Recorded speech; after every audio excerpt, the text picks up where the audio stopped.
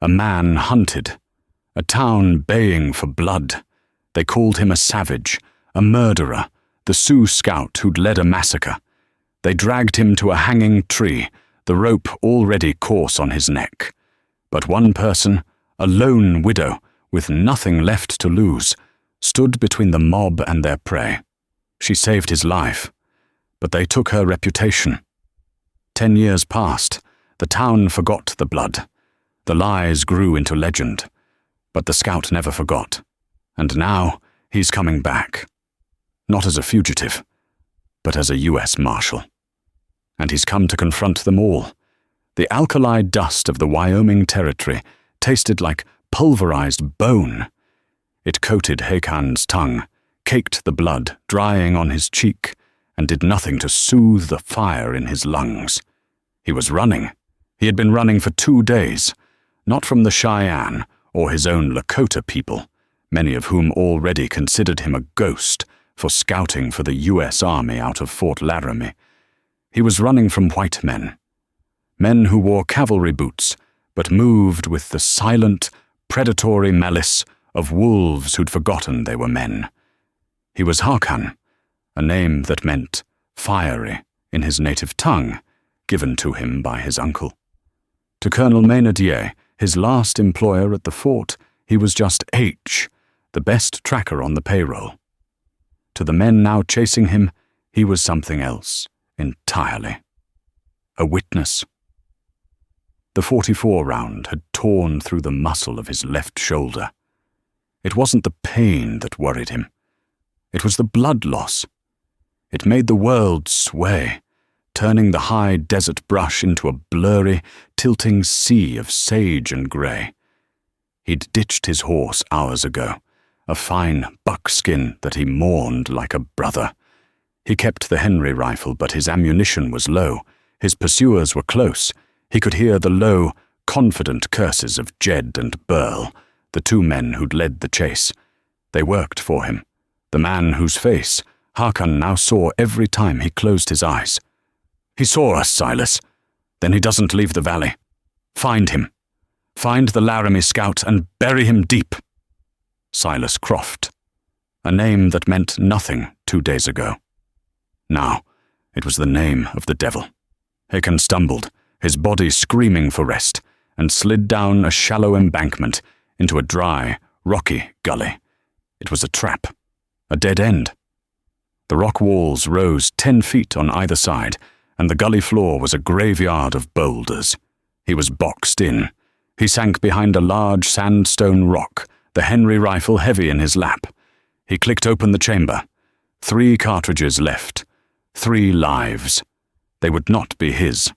The town of Bitter Root was just over the next rise. He could smell the wood smoke from their supper fires. He'd been trying to reach it, thinking the presence of a town, of law, might save him. He learned the truth too late. The town was the hunters. "I see him." A voice, high and reedy, echoed down the gully. "He's down in the wash. Burl, get the others. Get the sheriff. We got the savage." Hakan's heart sank. The sheriff. So the law was in on it. He braced himself, the rifle stock slick with his own blood. This was a bad place to die.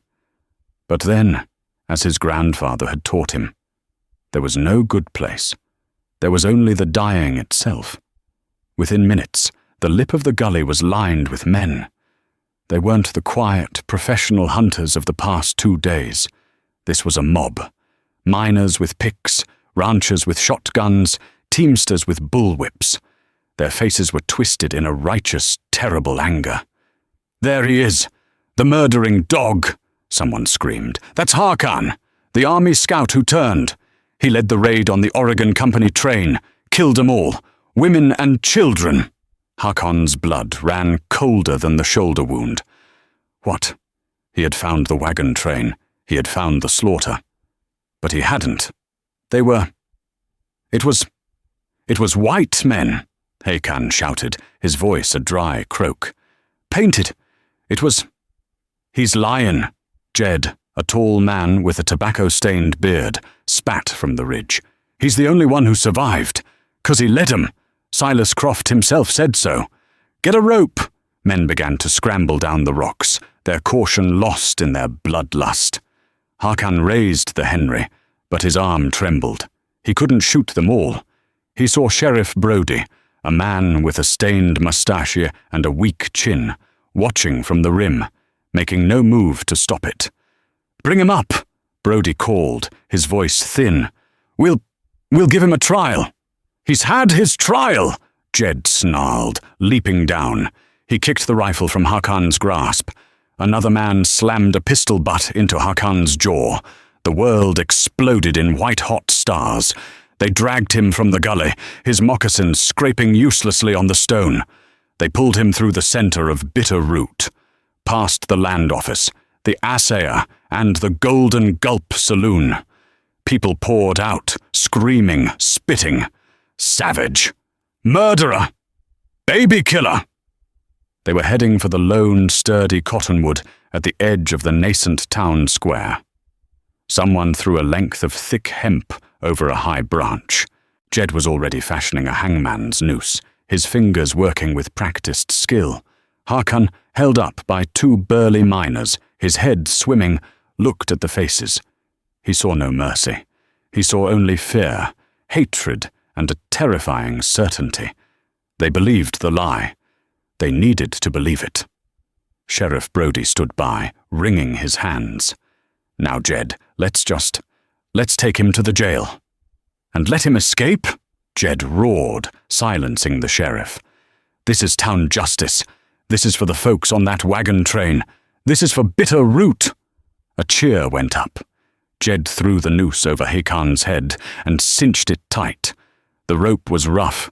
It smelled of mildew and horses. "Any last words, Scout?" Jed sneered, his face inches from Hakan's. Hakan looked not at Jed, but at the man who had just arrived on a fine black mare. Silas Croft. He was handsome, with silvering temples and a clean-shaven jaw, dressed in a fine Eastern suit. He watched from a distance, a look of cool, detached appraisal on his face. He was making sure the last piece of evidence was erased. Hakan locked eyes with him. "Wakantanka, seize," he whispered, his throat too tight to shout. "What's that? Praying to your devil?" Jed laughed. He motioned to the men holding the other end of the rope. "Pull him high." The rope bit into his skin. His feet left the ground. The world compressed. The screaming faded into a dull roar. He kicked, but there was nothing to kick. His vision narrowed to a single bright point of light. "Stop! In the name of God, stop this!" The voice was a woman's. It was sharp, clear, and full of an authority that had nothing to do with law and everything to do with righteous fury. The pressure on his neck eased. He fell, choking, back to the dirt. The mob, as one, turned, and there, standing on the boardwalk in front of the mercantile, was a woman. She was dressed in simple black, her face pale, her hair pulled back in a severe bun. She wasn't holding a Bible. She was holding a 16-shot Winchester rifle, and it was leveled squarely at Jed's chest. "Let him go," she said, her voice shaking but unbroken. "You'll not do a murder in this town tonight." The woman was Abigail Stanton. She was a figure the town of Bitter Root tolerated, but no longer embraced. Her husband, Caleb, had been a quiet rancher who'd made the fatal mistake of having the best water rights in the valley, water rights that Silas Croft's burgeoning cattle empire desperately needed. Caleb had refused to sell. 6 months ago, Caleb had been found trampled in a freak stampede of his own cattle. Abigail, now the sole owner of the Sundog Creek Ranch, was left with barren prospects, a brand few cowboys would ride for, and the predatory, sympathetic offers of Silas Croft, who was still trying to buy her land for her own protection.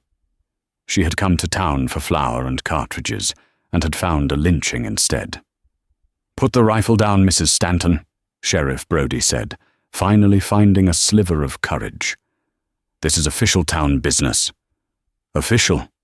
Abigail's lip curled. "I see a mob, Sheriff. I see Jedediah Stone, who I know for a drunk, and Burl Calloway, who I know for a thief. And I see you, letting them do your job. That's not official. That's a sin."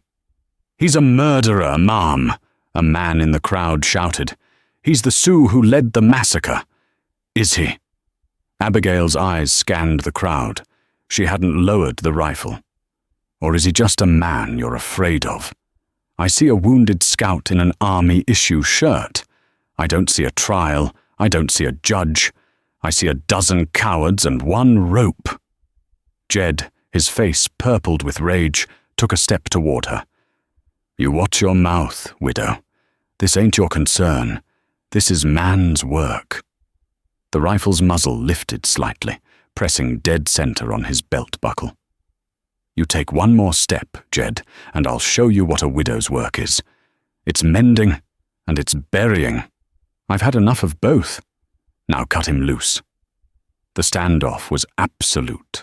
The town, for all its bluster, was still made of men who, deep down, were terrified of shooting a white widow in broad daylight, especially one who'd been wronged as visibly as Abigail. It was one thing to lynch a savage in the twilight. It was another to murder a God-fearing woman under the lamp of the mercantile. Silas Croft, who had watched this all with a tightening jaw, finally urged his horse forward. His voice was smooth, like creak-polished stone. "Mrs. Stanton, Abigail, we all respect your grief. But this creature, he is the very reason your husband worked so hard to build a life here. He is the shadow we all fear. We are simply, as a community, removing that shadow." "Your community, Mr. Croft?" Abigail's voice was ice. "My husband believed in the law. He read me the Constitution, not just the Bible. And the Constitution says trial. Or have you bought that too?" Croft's eyes narrowed. This was not going to plan. A public spectacle was bad for business, bad for his burgeoning political ambitions. "Sheriff," Croft said, his voice clipped, "arrest the Indian. Put him in the jail. We will wait for the circuit judge." Sheriff Brody looked relieved. "Yes, sir, Mr. Croft. Right away." He gestured feebly. "Jed, Burl, cut him down. Take him to the cell." Jed shot a hateful look at Abigail, but the crowd's momentum was broken. He spat on the ground and, with a vicious jerk, cut the noose from Hakan's neck. The rope fell away. "You," Jed growled at Abigail, "are gonna regret this. You've brought a curse on this town, woman." "The curse was already here, Jed," she replied, finally lowering the rifle, but not relaxing. They dragged Hakan, semi-conscious and gagging, to the town's flimsy one-room jail. Brody locked the door, fumbling with the keys, and the crowd began to disperse, grumbling about interfering women and delayed justice. Abigail watched them go. She saw Silas Croft tip his hat to her, a gesture of mock politeness that carried a threat as sharp as a skinning knife. He rode away. Abigail turned to the mercantile owner, Mr. Hennessy, who was wringing his hands on his own porch. "I'll take that flour, Mr. Hennessy, and 2 boxes of 4440 cartridges." "Abigail," he whispered, his eyes darting around. That was a foolish thing. Croft won't forget it." "He's not the only one with a memory," Abigail said, hoisting the flour sack with a grunt. She paid her coin, loaded her wagon, and drove it out of Bitter Root as the last light of an angry red sunset bled over the Bighorn Mountains. She did not go straight home. She took the long loop around the valley, her eyes on the hills. She waited. Around midnight, a flickering glow began to rise from the center of town. It grew brighter. Soon she could smell it on the wind. Smoke. Fire. "They've fired the jail," she whispered to her horses. A single rider, silhouetted against the flames, broke from the edge of town and rode hard for the hills. He was followed by the sounds of gunfire and enraged shouting. Abigail waited until the sounds had faded, then turned her wagon toward the gully where Hakan had been found. She knew the layout of the jail. She knew Sheriff Brody. The back wall was rotten, and Brody was a coward who drank. She pulled her wagon into the shadows of the wash, the same one Hakan had been cornered in. She lit a lantern, holding it low. "Scout?" she called out, her voice low. "Mr. Hakan?" A groan answered her, from behind the same sandstone boulder where the mob had found him. She found him not just wounded, but burned. His shirt was partially scorched, and the side of his face was blistered. They set it on fire," he rasped, trying to raise himself on one elbow. "The sheriff, he unlocked the back door, told me to run, said the town's paid for, one way or another. Then they started shooting." "He wanted you shot trying to escape," Abigail said, her face grim. She was already tearing strips from a clean cloth in her wagon. "It's the coward's way of hanging." "Why?" Hakan choked as she began to clean the gully dust from his bullet wound. "Why did you—" "Get in the wagon," Abigail ordered, cutting him off. "Get under the canvas. We've got a long ride before sunup, and my ranch is the last place they'll look." "They will," Hakan argued, his teeth chattering from shock. "They'll look there first. I'm a dead man. You'll be a dead woman. Silas Croft wants my land, not my life." "My life is worthless," Abigail said, her voice flat and devoid of self-pity. "My land is not. He won't burn my ranch, not when he's trying to buy it. That's the one thing that'll keep us safe. Now get in." He tried to stand. He couldn't. With a strength that belied her frame, Abigail Stanton got her shoulder under his good arm and hauled the Sioux scout, the most hated man in Wyoming territory, into the back of her wagon. She covered him with horse blankets and a dusty canvas tarp and pointed her team toward home. The Sundog Creek Ranch was nestled in a high-walled box canyon, a defensible position chosen by a man who had feared more than just the elements. Caleb Stanton had built his small cabin and barn to last. He had also built a root cellar, dug deep into the cool, dry earth under the cabin's main room, accessible only by a heavy, plankwood trapdoor hidden beneath a bearskin rug. It was here, in the damp darkness that smelled of potatoes and cured tobacco, that Hakan awoke. For 3 days, he drifted in a fever haze. He saw the faces of the slaughtered families at the wagon train. He saw Silas Croft, his face half-painted, washing a bloody knife in a stream. He saw the flames of the burning jail, and through it all, a pale, stern face would swim into view, forcing bitter-tasting willow bark tea and stinging, carbolic-soaked compresses onto his wounds. When his fever finally broke, he found himself staring at the rough-hewn beams of the cellar ceiling. His shoulder was tightly bound.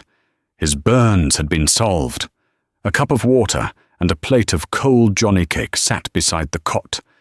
He was weak, but he was alive. The trapdoor opened, throwing a bright rectangle of light into the darkness. Abigail descended the ladder, carrying a bowl of thin broth. She showed no surprise at finding him awake. "You're in my cellar," she stated. "No one knows you're here. You'll stay here until you're strong enough to ride. Then you'll ride, far away from Bitter Root." She set the broth down. He pushed himself up, the movement sending a jolt of pain through his shoulder. "They will kill you. For this," he rasped. "They might," she said, wringing out a cloth in a basin. "But as I see it, Mr. Croft has already killed everything that mattered to me. My husband, my reputation, my future in this valley. I'm just waiting for him to get around to the paperwork." The bitterness in her voice was as potent as the carbolic. "Your husband, Caleb," Hakan said, the name tasting strange. "What of him?" she snapped. "He was a good man." Abigail paused. Her shoulders, usually held so rigid, seemed to slump. "He was a quiet man, a decent man. He read books. He believed in rules. He didn't understand that men like Silas Croft don't follow them." She turned her back to him, busying herself with remedies. "He refused to join Croft's cattle syndicate, refused to sell his water rights. Then, a stampede. They said it was a mountain lion spooked the herd. Caleb was a better horseman than that." Hakan was silent, sipping the broth. It was hot and life-giving. He looked around the small cellar, sacks of flour, jars of preserves, and in the corner, a worn leather saddlebag embossed with a brand, a simple CS. "Caleb Stanton," Hakan said, pointing with his chin. That was his?" "It was," Abigail said, her voice soft. Hakan's heart began to pound, a slow, sick drumbeat. "Mrs. Stanton, I did not lead a raid on a wagon train." "I know," she said. "No, you don't know," Hakan insisted, his voice gaining strength. "I was scouting for Colonel Maynard, dear. We were tracking horse thieves. I cut ahead. I found the train. The Oregon and California Company. They were all dead. It was a bad killing. But it was not our way. The arrows, they were wrong. Tied with sinew, not gut. The feathers were wrong. And the bodies, most were shot." 44. "Henry Rounds." Abigail had stopped moving. She was listening, her back still to him. "I hid," Hakan continued, the memory making him sweat. "I hid and I watched. They came back. Not Lakota. White men. In paint. Bad paint. They were looking for something. They were led by him. Croft." Abigail turned. Her face was as pale as ash.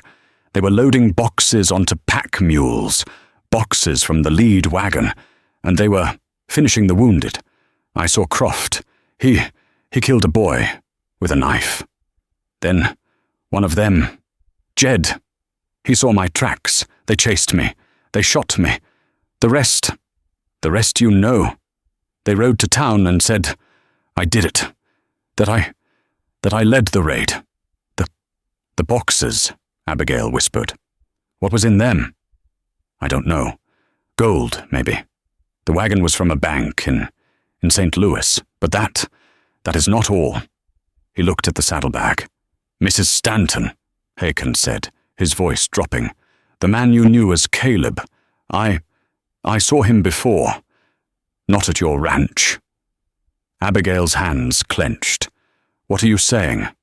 "The day before I found the wagons, I was tracking the horse thieves.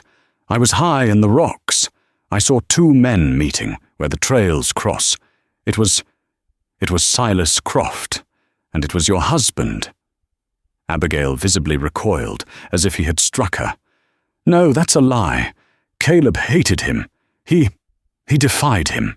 "He was defying him," Hakan said, his gaze steady. "They were arguing. I could not hear it all, but I heard Croft say, 'The deal is done, Stanton. You're in or you're under.' And your husband, he hit Croft. He knocked him to the ground. Then he rode away, hard, towards this ranch. He never told me," she whispered, her mind racing. Caleb had been angry that night. Distant, he'd spent hours in the barn. "The next day," Hakan said, "was the stampede. The silence in the cellar was terrible, absolute. The lie of bitter root was one thing. The lie of her own life was another." "He wasn't just refusing to sell," Abigail murmured, putting the pieces together with a dawning horror. He knew something. He must have been part of it. Part of Croft's plan at the start. The water rights. Croft gave him this land, didn't he?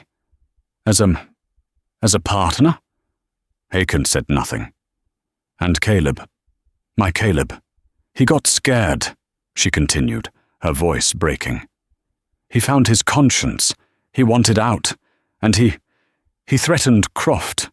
And Croft. Oh God, the freak stampede was no accident. It was an execution. Caleb Stanton hadn't been killed for defying Silas Croft. He had been killed for betraying him. Abigail staggered to the ladder, pulling herself up into the light of the cabin. She tore the bearskin rug aside. Under the floorboards, where Caleb kept his important papers, she found a small tin box. She brought it down into the cellar. Her hands were shaking so badly she could barely open the latch. Inside was a deed to the Sundog Creek Ranch. It was signed and notarized by Silas Croft, acting as agent for the Bitter Root Development Company. And stapled to it was a bank draft for $5,000 issued by the St. Louis Mercantile Bank, the same bank that had funded the Oregon and California wagon train. It was blood money. Her entire life, her ranch, her security, her marriage was built on the massacre Haken had witnessed. He was one of them, she choked out, falling to her knees. My husband was one of them. Hakan, the man she had saved, the man the world called a savage, looked at her with an awful, profound pity. He tried to stop in the end, Hakan offered, the only comfort he could find. He hit him, he rode away, he chose you. And it killed him, Abigail wept, the deed clutched in her hand. Suddenly, a heavy boot tramp sounded on the porch above. A loud official knock hammered on the cabin door. Mrs. Stanton, a familiar, oily voice called out. Sheriff Brody, I have a warrant to search your property. Open up. Abigail's grief was instantly extinguished, replaced by a cold, sharp dread. She looked at Hakan. He was already reaching for the battered fork she'd left on his plate, his eyes turning it over as a potential weapon. He was still too weak to stand, let alone fight an armed man. Get under the cot, she hissed. She threw a pile of dirty blankets over him, then kicked dirt over the small, dark stain where he'd spilled some broth. She composed her face, wiping the tears and cellar damp from her cheeks, and climbed the ladder. She dragged the bearskin rug back over the trapdoor, her heart hammering so loud she was sure Brody could hear it. I'm coming, Sheriff, she called out, her voice intentionally cracked and weary. Keep your hat on. She unbarred the door. Sheriff Brody stood on her porch, flanked by Jed and Burl. They were deputized, their badges new and shiny on their filthy vests. They were holding shotguns. Ma'am, Brody said, not meeting her eyes. He was sweating, despite the cool morning. We have reason to believe you might be harboring that fugitive, the Sioux. Harboring him? Abigail scoffed, leaning against the doorframe, blocking their entry. Sheriff, you burned him. Or did you fail at that, too? Jed took a step forward. Watch your mouth, widow. We saw you in town. You and your rifle. Some folks think you helped him, that you're an Indian lover. I am a God-fearing woman, Jedediah, Abigail said, her eyes flashing, which is more than I can say for you. If you've come to accuse me, accuse me.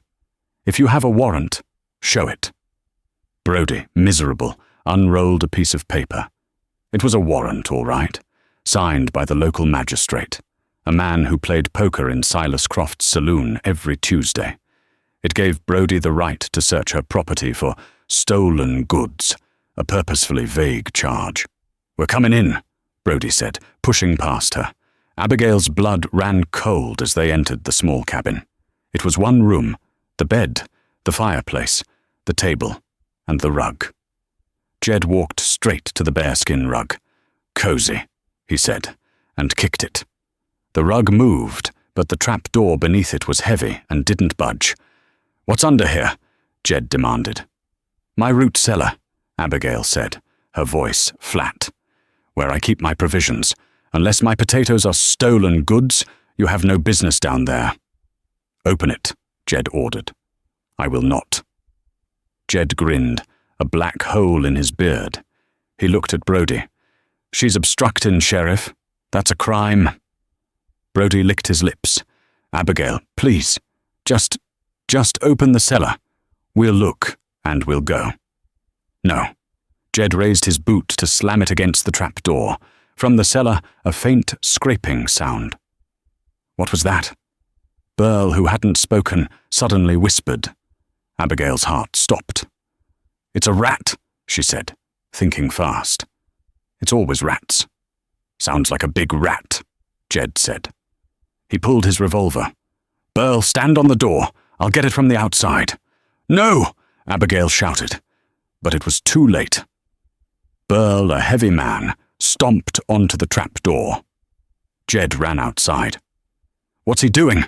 Brody asked nervously. A moment later, Jed's face appeared in the cabin's single window. He was aiming his pistol down at the cellar's small, ground-level ventilation grate, a hand-sized opening on the outside of the cabin's foundation. "I hear you, rat!" Jed yelled. "Come on out!" "Jed, no!" Abigail screamed, realizing his plan. A shot blasted, deafeningly loud. The bullet ricocheted off the stone foundation. A second shot, a third. From beneath the trap door came a muffled, agonizing cry of pain. Burl, his face white, leaped off the door. "He hit him! Jed, you hit him!" Brody fumbled for his own gun as Abigail, screaming, threw herself at Jed, trying to get through the window. Jed shoved her back. "He's in there!" Jed roared, running back to the porch. "He's in the cellar! He's hit!" They kicked the door in. Jed grabbed the iron ring on the trap door and tore it open. He leveled his shotgun into the blackness. "Come on up, savage," Jed screamed, "or we start shooting the potatoes." "Don't," Hakan's voice came from the darkness. It was tight with pain. I'm coming." Hakan emerged, one hand held high. His other arm was clamped to his side. Jed's last blind shot had gone through the soft earth and the wooden grate, and had torn through the flesh of Hakan's right leg. He was bleeding. Again. Well, Jed sneered, dragging him into the light. "Look-a here, Sheriff. The widow's rat." Brody looked sick. "Abigail, how could you?" "Get your hands off him," Abigail said, her voice trembling with a rage so profound it was almost silent. "We're taking him in, ma'am," Brody said, reholstering his gun. And you too, for aidin' and abettin'." "You're not taking anyone," Hakan said. In one fluid, blindingly fast motion, Hakan, who had seemed on the verge of collapse, drove his good leg into Jed's knee. The joint shattered with a wet crunch. As Jed screamed and went down, Hakan snatched the man's revolver from his holster. He didn't point it at Brody or Burl. He pointed it at Abigail. He grabbed her, pulling her in front of him as a shield, the muzzle of the gun pressed hard against her temple. Brody and Burl froze, their shotguns useless. "Abigail!" Brody gasped. He's got her!" Burl stuttered. "Back off!" Hakan growled, his face a mask of pain and fury. "Back off, or she dies. I swear she dies." Abigail, her eyes wide with shock, understood. He wasn't threatening her. He was saving her. He was turning her from an accomplice into a victim. He tricked me," she shrieked, playing the part. "He was in the cellar. I didn't know. Oh God, don't let him kill me." "Back off," Hakan roared, dragging her toward the door. "Give me a horse, or I'll shoot her." "Get him a horse, Burl! Get him a horse!" Brody yelled, panicked. Burl ran to the stables. Hakan dragged Abigail across the yard. Jed was rolling on the ground, screaming and clutching his ruined knee. "He's a monster!" Brody was yelling. "A savage!" Burl returned, leading Abigail's own mare, the fastest horse she had. "Help me up!" Hakan commanded, the gun never leaving Abigail's head. He climbed into the saddle, a movement that must have been agony, then yanked Abigail up behind him. "No!" she screamed. "Let me go!" "Shut up, woman!" Hakan snarled for their benefit. He kicked the horse, and it bolted from the yard. "He's taken her!" Burl yelled, raising his shotgun. "Don't shoot!" Brody screamed. "You'll hit her!" They were clear. They thundered out of the box canyon, Hakan leaning low, Abigail clinging to him. They rode for a mile until the ranch was out of sight. Hakan pulled the horse to a stop. He was swaying in the saddle, his face white as chalk. Get down," he panted. He slid from the saddle, collapsing onto the ground. His leg was soaked in blood. "They'll be right behind us," Abigail said, jumping down. Not you," Hakan said, gritting his teeth. "You, go back. You were the victim. They saw it. You're safe." "They'll still hang you, Hakan," she said, tearing at her own skirt to make a tourniquet. "Yes," he agreed, "but they won't kill you, and they won't get your land. Not now. You're the town hero, the victim. Croft can't touch you. Not for a while." He had, in one brilliant, terrible move, reversed her fortunes. By making himself the monster, he had restored her to the community. "What will you do?" she asked, tying the knot so tight he cried out. "The Bighorns," he panted. I can make it. I know people there. I will heal." He looked at her, his dark eyes full of a debt he could never repay. "Abigail Stanton, you have a strong heart." "So do you," she whispered, tears in her eyes. You saved my life by ruining my marriage. We are even." He managed a grim smile. He took the deed, the one from the tin box. He had grabbed it from her hand in the struggle. I will keep this. Proof." "Go," she said, before they find the courage to follow. He grabbed the horse's mane and hauled himself, painfully, back into the saddle. He looked at her one last time. "Live well, Mrs. Stanton." "Godspeed, Hakan." He turned the horse toward the high, impassive peaks of the Bighorn Mountains and did not look back. Abigail Stanton sat in the dust of the road, her hands covered in his blood, and waited for the sound of the posse. 10 years. 10 years is a lifetime in the West.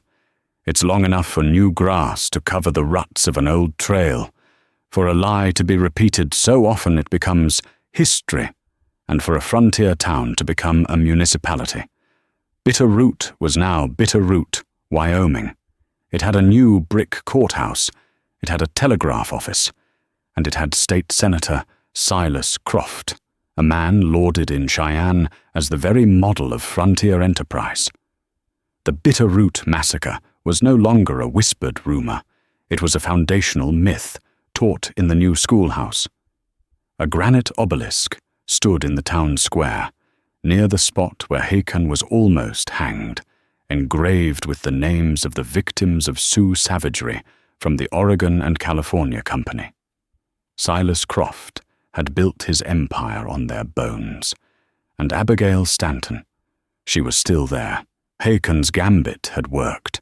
She had returned to town as the victim, and Croft, in a masterful stroke of public relations, had forgiven her mortgage for a year, praising her womanly courage.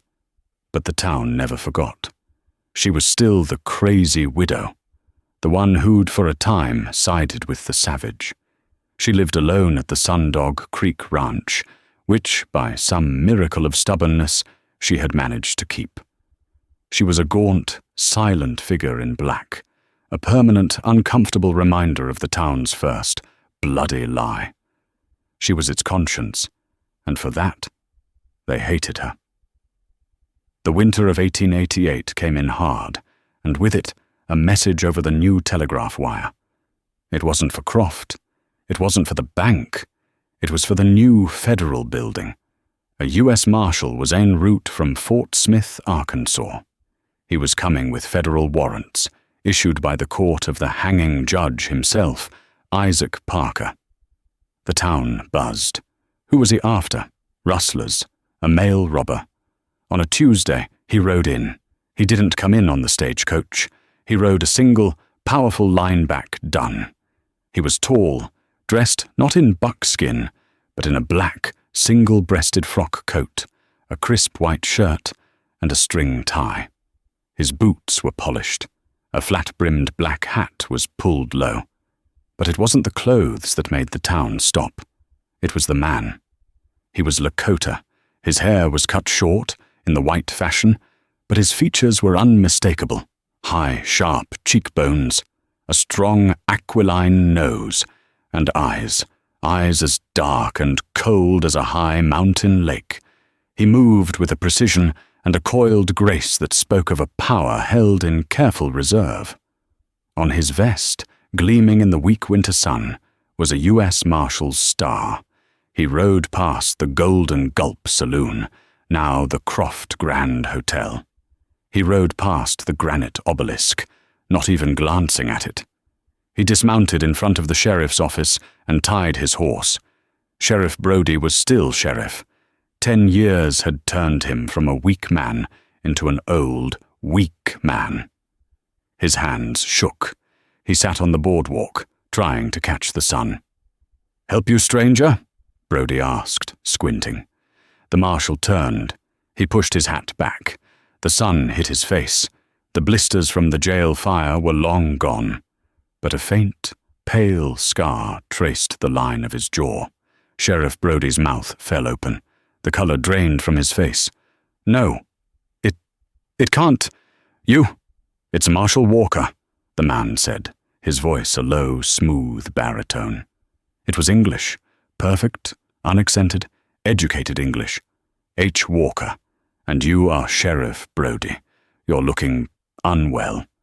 You're dead," Brody whispered, scrambling to his feet, his hand instinctively going to the gun he hadn't drawn in 5 years. "Reports were exaggerated," Marshal Walker said. He unbuttoned his coat. Tucked into his belt was a new, nickel-plated Colt Peacemaker, sitting in a low-slung Judge Parker holster. "I'm not here for you, Brody. Not yet. I'm here for your boss." He didn't need to say the name. You can't," Brody sputtered. That's State Senator Silas Croft. You have no jurisdiction." Walker reached into his coat pocket and produced a sheaf of papers.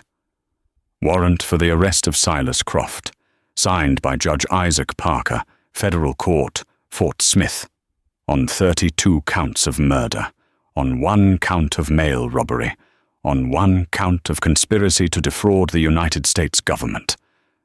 "Murder," Brody squeaked. That was Indians. Everyone knows." "Everyone believes," Walker corrected him. "The truth, as you and I both know, Sheriff, is a different animal." You, Injun." Brody was shaking so hard his badge rattled. "You can't, you," Walker said, his voice dropping to the temperature of the wind, "will stay in this office. You will not send a telegram. You will not send a runner. You will, for the first time in your life, do nothing. Am I clear?" Brody, staring into the eyes of the man he had helped burn alive, could only nod, his body collapsing back into his chair. Hakan, now Marshal H. Walker, turned. His journey had been long. After escaping to the Bighorns, he had been found by a band of Crow, enemies of the Lakota, but they had respected his army credentials and his wounds. He had healed. He had made his way back to Fort Laramie, not as Hakan the scout, but as a man with a story. He told his story to the one man who had ever listened, Colonel Maynadier. The colonel, disgusted and politically outmaneuvered by Croft, couldn't act. But he saw the fire in the young man's eyes. He saw his intelligence. He'd sponsored him, sent him east to the Carlisle Indian School, to learn the white man's ways. Hakan had learned. He learned their language, their law, their logic, and then he had gone to the one man who hated corruption and murder more than he hated Indians, Judge Isaac Parker. It took him 10 years, 10 years of building a case, of tracking down the real families of the Oregon Company, of finding the original bank manifests, 10 years of becoming a U.S. Marshal, earning his star, building a reputation as a man who always got his man. And now he was back. He walked across the street, his boots making a solitary, rhythmic sound on the frozen mud. He entered the Croft Grand Hotel. The clerk at the desk looked up. We don't serve your kind," he began, then stopped. There was something in the marshal's eyes. "The senator." "Where is he?" Walker asked. In the dining room, sir." "Thank you." Walker pushed open the double doors. The dining room was plush, velvet curtains, crystal glasses. Silas Croft was at the head of a long table, entertaining a half-dozen men in suits, investors from back east.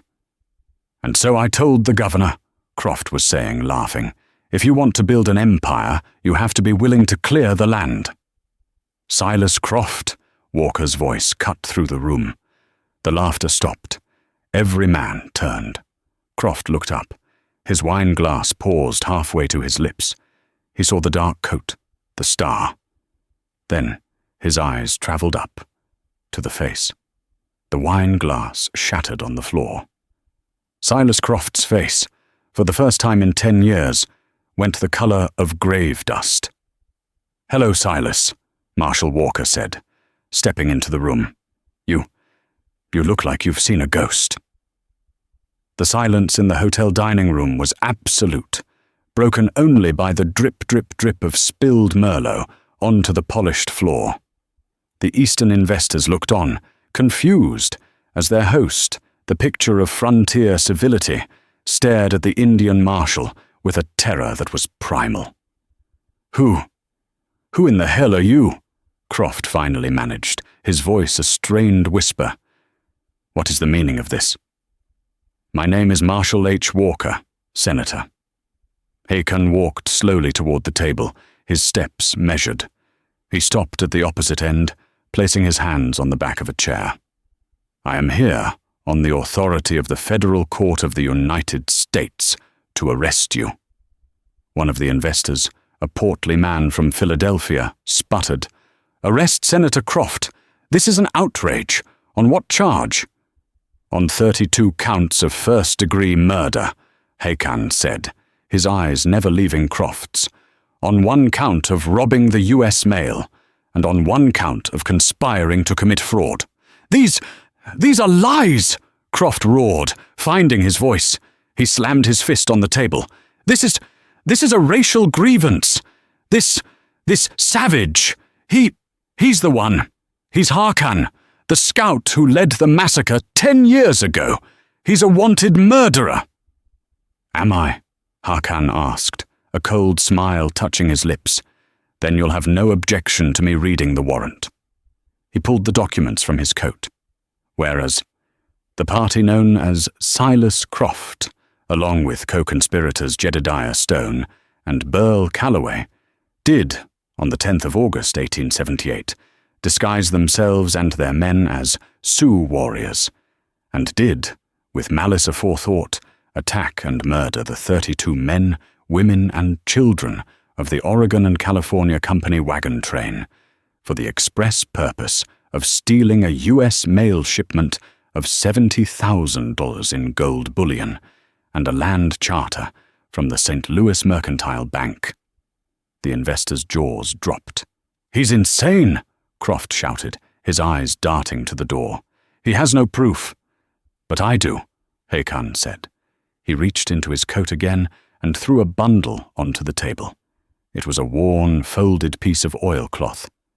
"You gentlemen are investors in the Bitter Root Development Company. You're here to buy land." He unfolded the oilcloth. Inside was a crisp, preserved document. "This," Hakan said, is the original land charter. The one you stole from the lead wagon. The one you killed those families for. You told the world it was lost in the massacre. But you were in a hurry, Silas. You and your men. You left one of your saddlebags behind at the massacre site. A saddlebag with your initials. I've been holding it. It was a bluff, partially. He didn't have the saddlebag. But he did have the charter, the one he'd taken from Abigail's tin box, the one Caleb had kept as insurance. And then, Hakan continued, his voice resonating with 10 years of suppressed rage, there's the matter of Caleb Stanton. Croft, who had been pale, turned a mottled, furious red. You said he died in a stampede, Hakan pressed. But he was your partner. He took blood money, $5,000, to secure the water rights for your new town. But he found his conscience. He wanted out. And men who want out of a deal with you, Silas, tend to meet accidents. This is slander. Croft was on his feet. Jed, Burl, where are my men? Jedediah Stone, Hakan said, is currently in the Laramie Penitentiary. I arrested him 2 months ago for rustling. He was very talkative. Once I reminded him that accessory to murder is a hanging offense. His sworn affidavit is illuminating. This was the truth. And Burl Calloway. As if on cue, the dining room doors opened again. Burl Calloway, older, fatter, and looking terrified, was shoved into the room. Behind him stood 2 new men, also wearing marshal's stars, Hakan's deputies. Burl! Burl, you fool! Croft screamed. I'm sorry, Senator, Burl whimpered. He found me in Cheyenne. He said he'd hang me with Jed. He said if I testified, He testified, Hakan finished, in exchange for a lesser sentence. It's over, Silas. Croft looked like a cornered wolverine. His eyes were wide, his breath coming in ragged gasps. He was surrounded. The investors were backing away from him, as if from a leper. His entire world, his reputation, his wealth, his political career, had just evaporated. You, he snarled, his gaze locking on Hakan. An Injun, a filthy, lice-ridden scout. You think you can take me? I already have, Hakan said.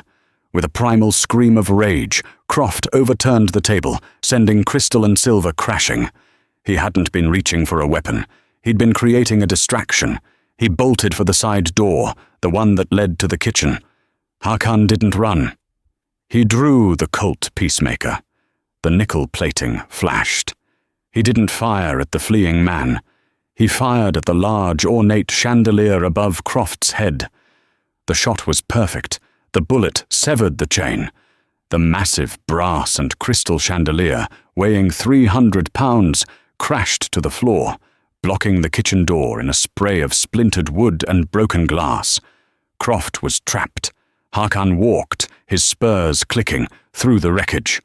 Croft was on his hands and knees, trying to crawl through the broken glass. Hakan put his boot on the man's back, pressing him to the floor. Silas Croft, he said, his voice calm. You are under arrest for the murder of the Oregon Company. He pulled out a pair of iron handcuffs.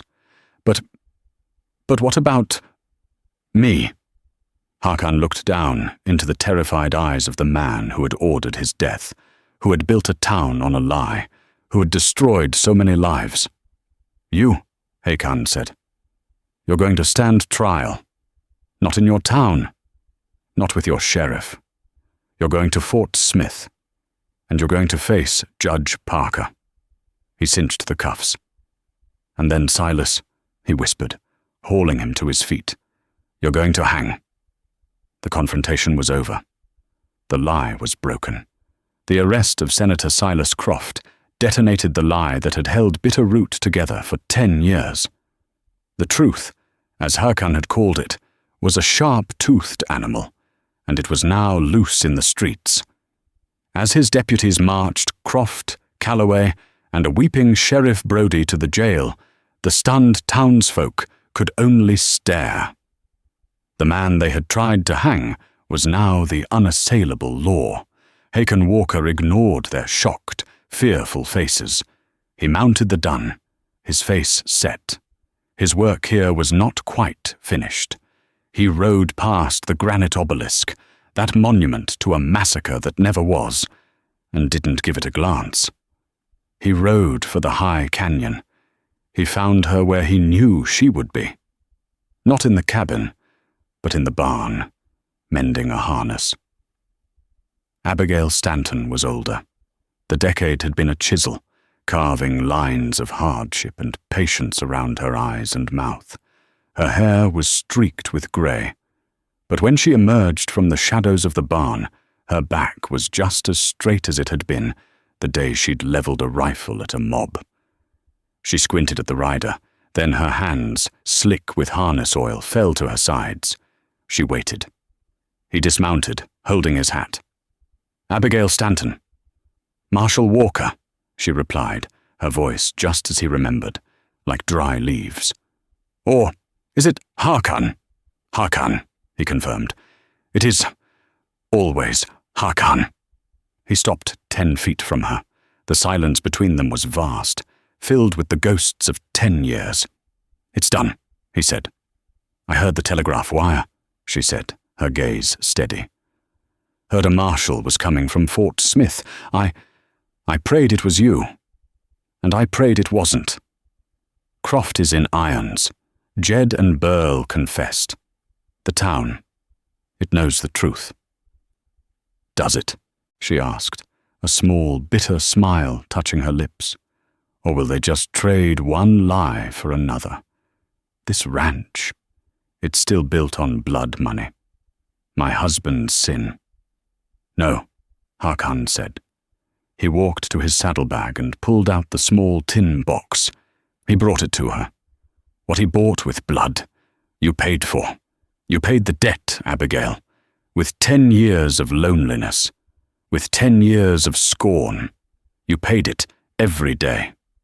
She took the box, her knuckles white. "The land is clean," Hakan continued. He reached into his coat and produced another document, the original folded land charter. "And this is what he killed for. The original charter. With Croft's company now void, the land reverts. This document, it makes you the legal founder of this valley." He pressed the charter into her free hand. She looked from the box to the charter, her composure finally breaking. A single, hard-won tear cut a path through the dust on her cheek. I can't," she whispered. "Rebuild a town?" "You already did," Hakan said, his voice soft. "You were the only one who built on solid ground. You stood up, with a rifle, when everyone else had a rope. You build from here." She looked at him, the man she had saved, and the man who had, in turn, saved her. Will you stay?" He shook his head, a deep, profound regret in his eyes. "I have to take him to Fort Smith. Judge Parker is waiting. And the law, there are other towns, other Crofts." He turned and mounted the dun. He looked down at her, a lawman, but also the scout. "Live well, Abigail Stanton." "Godspeed, Marshal Hakon." He turned his horse and rode away, not looking back. Abigail stood in the barn doorway, clutching the town's future in one hand and its sinful past in the other. She watched him until he was a speck. Then she walked into her cabin. She opened the tin box, took out the 10-year-old bank draft, and fed it to the flames in her fireplace. Justice, in the Old West, was rarely clean. It was often just revenge in a Sunday suit. But not this time. Marshal Hakon, the man they tried to erase, rewrote their history with the one thing they couldn't bury, the truth. He rode out, a lawman, a ghost, and a legend, leaving behind a town that had to face its own reflection in the eyes of the widow who had saved them all. What do you think? Does a man like Hakan ever find peace? or is his entire life a new kind of hunt? Let me know your thoughts in the comments below. These stories of the West are carved into the American landscape, and they're full of men and women who are tougher than the mountains themselves. If you enjoyed this story and want to hear more hidden histories and lost legends of the frontier, please hit that like button, share this video with someone who loves a good Western, and most importantly, subscribe to our channel and ring that bell. We've got a lot more trails to ride, and you don't want to miss what's over the next rise. Thanks for listening.